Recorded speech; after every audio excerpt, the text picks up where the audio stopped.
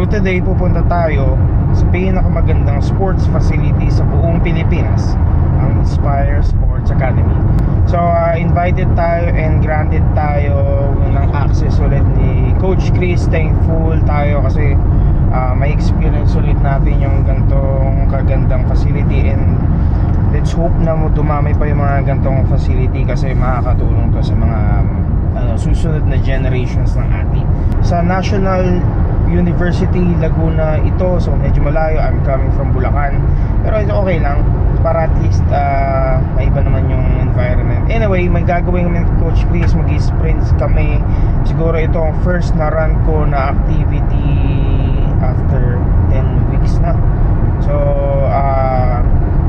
tututok kami doon, and then siguro mag-i-intro ng full na tackle na American na football sa mga bata niya doon. And then also I'm coming with two former teammates sa football, Jared and Tim. So although hindi naman kami pare-pares ang gagawin, sinama na sila para at least may experience na to. Kasi maganda talaga dito, kaya alam ko mag-i-enjoy kami. So on the way na tayo. Dire-diretso muna, kakain muna ako ngayon. Sige, ako muna mag-follow sa inyo. Tapos gawin nyo muna yung usual nyo, tapos ako na lang mag-add kung ano yung kailangan natin.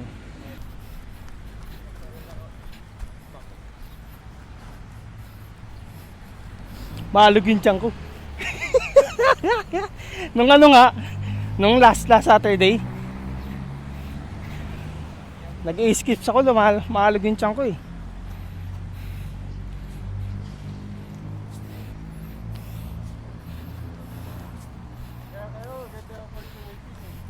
Oh, gagi. Gagi, gusto, alam mo ba mag-architecture dapat ako? Mag-architecture dapat ako. Mapumo dapat ako, gagi.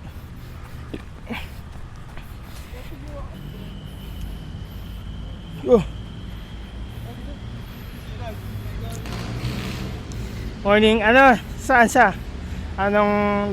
Nag-i-school din siya dito? Player lang. Model. Okay.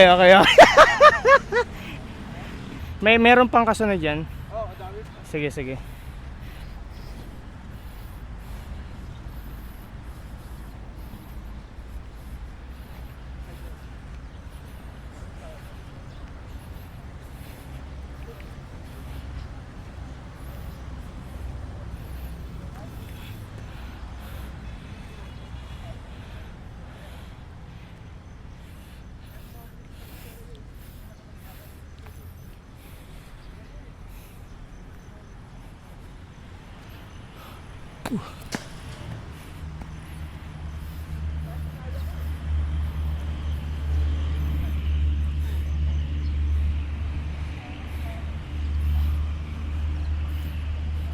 Nada.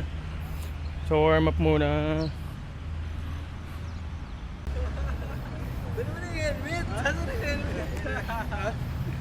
At least marami pala excited mag full tackle eh. Hirap lang eh, kasi ngayon kahit yung mga makikita na shoulder pads na nagsisirculate siguro sa marketplace, super expired din. Kami yung Nakita ko kahapon, Delcent na check ako ng mga pads. Meron $78 lang eh. Pwede na yun. Pang use, pero puta ngayon Oo. hindi ko naman kailangan ng Yung mga receivers namin noon, youth yung gamit. Kasi mas pasok, mas maliit. Mas okay yung range of motion ng sa arms. Pero hindi advisable basta-basta kasi dati may tinakal na ako, training kami. Paano basag clavicle. Talaga. Gagi. Lalo na pag maganda pasok mo ganyan. Kayo mag-ala sa mga DB ka, di ba? Oo. Sige. So, in terms of IQ, baka may ma-input ako nga today. Tapos ito at least mga coaches, kasi gusto ko sila sila pundasyon ng Philippine sports eh. Okay, game. Sprinting mechanics muna tayo today. I start tayo with that. Kasi tayo, A skips, B skips. Kahit hindi na hindi na yung C skips, na open nyo naman hips yung for sure, di ba? So, tapos tingnan natin kung ano yung pwede nating adjustment. Kasi importante sa football, kung paano kayo mag-drive.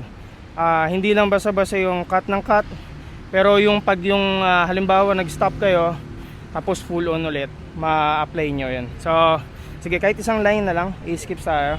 So, kahit lead mo muna papi, ako na lang mag-a-adjust after ng ano. Yellow line lang, yellow. Dito. So, ano muna, hindi, kahit isa-isa tayo. Oo. Ano muna, 50% muna. Sige, go.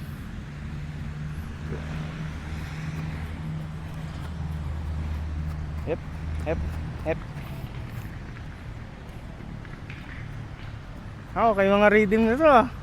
Okay ah. Okay. Nice. Ito dudo, hindi yun. No doubt eh. Hindi ka tabi na po na. Okay. Sige, isa pa. 70%. Tangan, nag-glitch na ako dito para pumorma lang. Pero hindi ako. Hindi mo kayo. Ano ako. Yan. Yan. Okay. Sige, go. Okay, adjustment natin ha. Open natin lagi ito. Lalo na sa flag, kailangan tawag dito, ready kayo lagi. Mas sabihin natin hindi, siguro sa DB, kahit sa DB, kahit kailangan lagi open yan eh. Never kayo gaganon. Pero sa akin, nung nag-slot receiver ako, lagi open yan. Tapos, i-ano nyo to, parang gawin yung tail ng ano to, ng cat. Diba pag nakakita kayo ng cat na out of balance, ginagamit yung buntot nila, gawin nyo yun. So yung dalawa, kulang yung drive. So, and then you, anong bone na name mo? Henry, Ralph. Exaggerate lang. Pag drills, lalo na 50%, 70%, kung magpapa-warm up kayo and mag-warm up ka, i-gauge nyo yung, yung effort level, tapos full on na, na effort. So, hindi nyo naman kailangan yung letter L talaga. So, sa ano yun? Kung mag-full on tayo na track sprint nun. Pero, para ma-apply natin yung mobility, yung readiness natin pag sasalo tayo, tawag dito, kahit basta hindi strictly na letter L. Pero laging open to. Sa totoo lang, ayoko pa rin yung nakakakita na nag-one arm eh. Masyado akong old school para basta build nyo muna yung foundation nyo na okay, dalawang arm. Extend kayo. Extend nyo. Okay yun, pag yung tipong out of bounds na, nag-segue na tayo. So, pop, exaggerate. So, 100% to hanggang dun na sa, sa white na circle na. Para mas ma-apply natin. Kasi habang tumatagal, masisira. Pag napapagod kayo, nasisira yung form. So, tingnan natin kung ano. Then, sige, go. Open ng ang palms, fingers, yan, exaggerate, yun. Yung toe up, maganda yung knee. Tapos, ito yung hindi ko na-expect. Kasi, ang old na teaching pagdating sa A-skips, yung sinasabi ko sa'yo, puro drive pa baba. Pero, ngayon, at least nakakakita ako ng almost B-skip. Kasi in terms sa performance, ang magdadala lagi sa inyo ay malakas na hamstring. Okay, hindi quads. Yung quads makukuha natin yan, special effects na lang yan. Pero kung gusto niyo performance saka injury prevention, lalo na sa females, sige, compare natin, mag B-skips tayo. Tingnan natin kung may difference kayo ma-feel. Sige, B-skips ka pa. Hindi na exaggerate.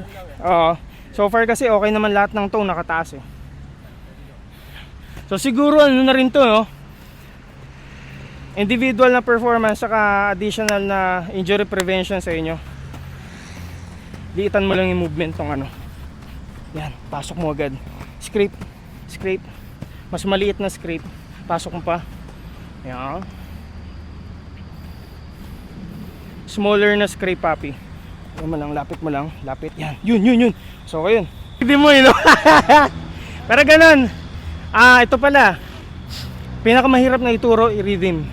Kaya kung kayo magiging coaches, kailangan alam nyo yung feeling ng rhythm. Kasi para tayo nagsasayaw.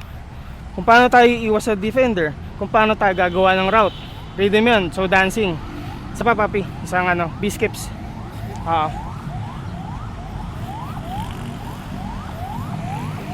Nice. Ang ganda nga ng mo eh. Lagi, ang ganda nga ng toe off mo eh. Okay, lagi. Small movements, yan. Relax tayo na Gusto natin relax tayo ngayon kasi kung magke-create tayo ng power, mas maganda from 0 to 100. Pero hindi, 50% muna. Kunin mo yung technique. Sige. So parang As if parang football na to Okay, go. Next, sige. Papi, ikaw na. 0, 50% muna. Nice. Okay. Adjust natin. Wag mo nang i-sprint papunta dito. Alam ko yung feeling pag mas makikinig ka pa personal na individualized to na approach So ito yung mapapayo ko. So kung kayo magkakaroon ng technique eventually, kung fast enough kayo na hindi niyo ibahin yung technique niyo, okay lang. Pero fundamentally, gusto natin sino ba yung umangat yung toe mo dito. Boop. Okay yun. Alam ko naman sa skill wise nakikita ko athletic pero kung mapapalitan natin ng knee drive agad, so okay tayo dun. So dito yung manggagaling base ng power natin, tapos mali yun. So parang same principle sa dun sa 3 point pag gumalaw Yes, ka. oo. Parang 0.3 yung nababawas ka. Ang laki nun, di ba? Kasi kung isuslow natin yun, kahit ako ginawa ko, ayaw natin nag-exaggerate ng technique, kaya lang kung kaya natin mas gawing efficient doon sa mas fundamental, mas okay. So ang unahin natin yun, knee drive agad. At least ito sa sprinting form to kasi kung may malapit yung yung defensive back, gagawa na akong paraan muna bago umalis sa harap niya. Siguro mamaya natin apply yan. So ngayon, lagay na natin, iwasan natin sa game situation.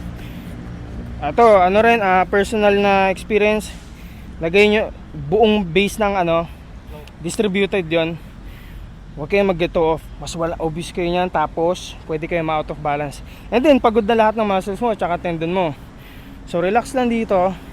Tapos, toe off lang. Sorry, knee up. Knee up ang exaggerate natin. So, boom. Parang relax lang muna. Relax muna. Ang acceleration. Ayun, iba yung situation na may DB ka tapos kailangan mo siyang i-shake agad, iba yun. Ngayon, from dito muna tayo. Acceleration power tayo sige. So, knee muna, knee. Sa susunod, isang 70 to 80% na natin to para mag-fly na tayo. Okay, go. Sige, may dig yun Iwasan mo na lang yung dig. Sige. Papi, huwag kang mag-dig from here. Mali yung ginagawa ko Matagal na akong wala sa field. Pero, boom. Exaggerate mo yung knee. Up. Better. Sige, papi. Ikaw. Upper, sprint. Up. Yun.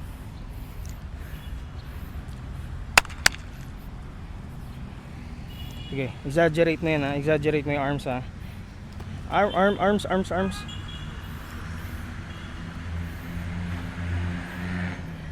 On you Nice.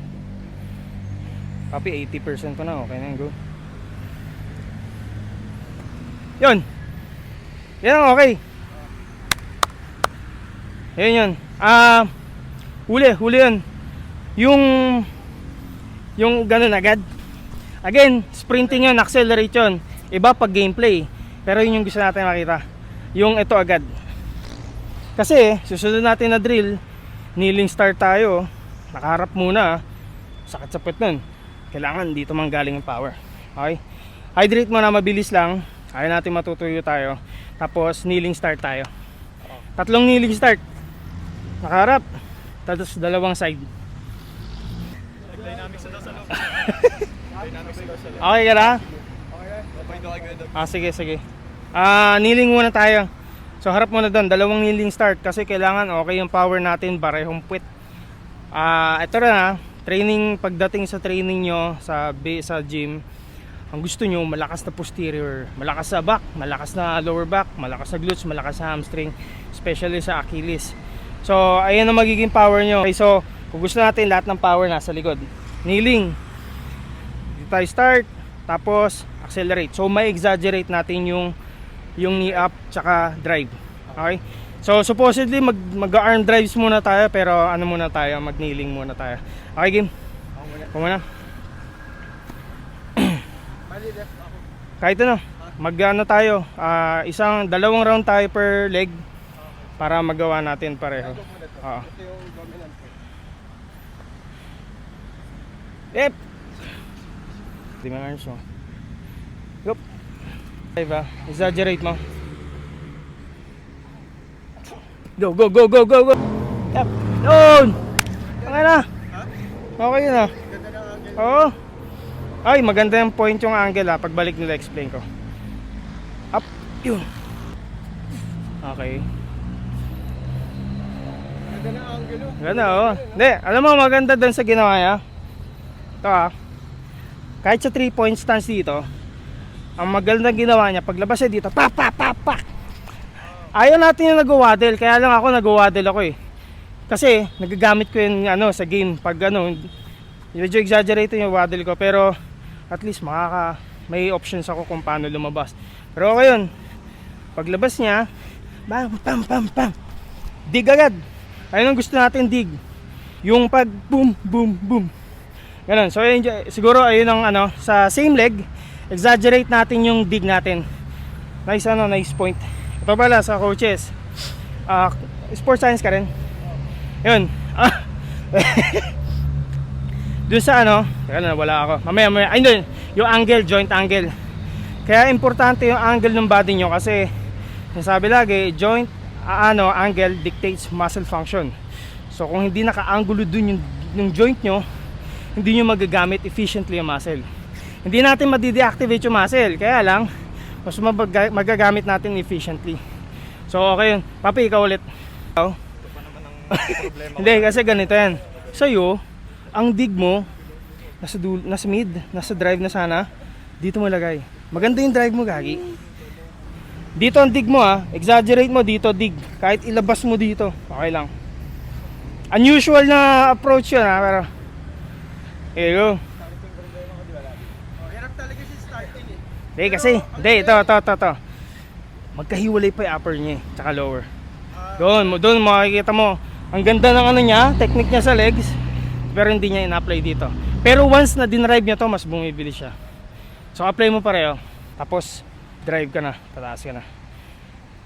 Tingnan niyo yung tricep na to, tsaka yung rear na delts ito pag nasa malayo na siya.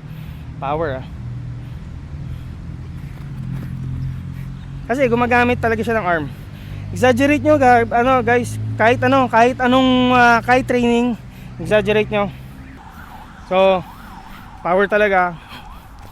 Buhay ang buhay ang ankle Medyo nag-twist yung sa akin kanina. Delikado ang pitch kasi makapit talaga 'to eh. So buhayin nyo agad. Stiff yung ankles. On you. Drive. Oh, nice.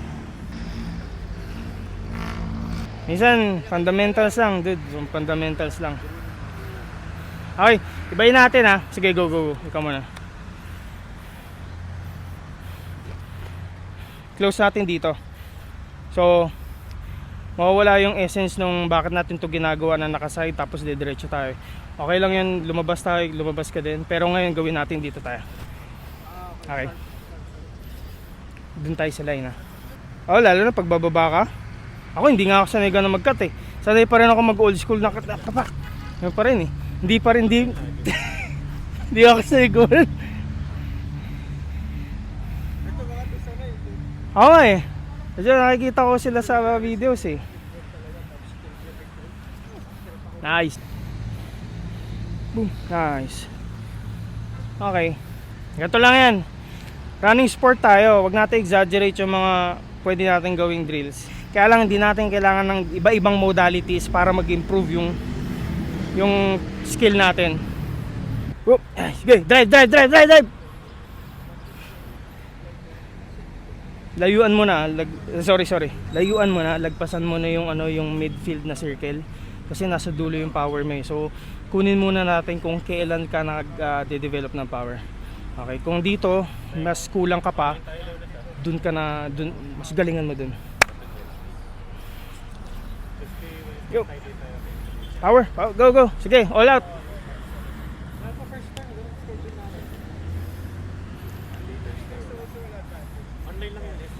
Arms, boom. Nice. Papi, last kayo, no? Nice. Okay.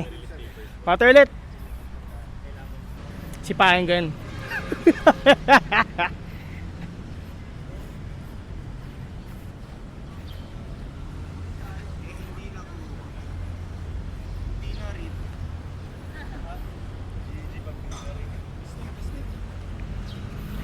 Tingnan niyo yung arms si Chris, ha.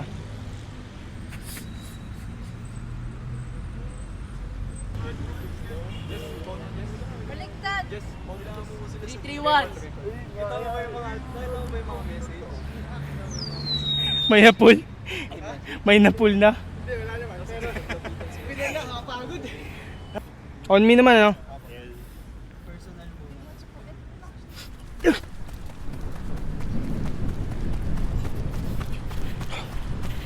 Pinakamabagal, manlibre na pizza. Utang na ako yun, oh. Oo. Mukhang alam ko yun, ah.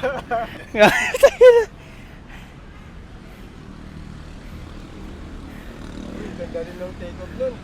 Up, teka lang, 3 point. Taas mo yung isang arm. Ano yung driving mo ito? Ito din, ha. Si Chris, mga ganyan. Kung makikita nyo yung, hindi, mamaya ko nagawin yung example to. Gusto natin to. Ganyan.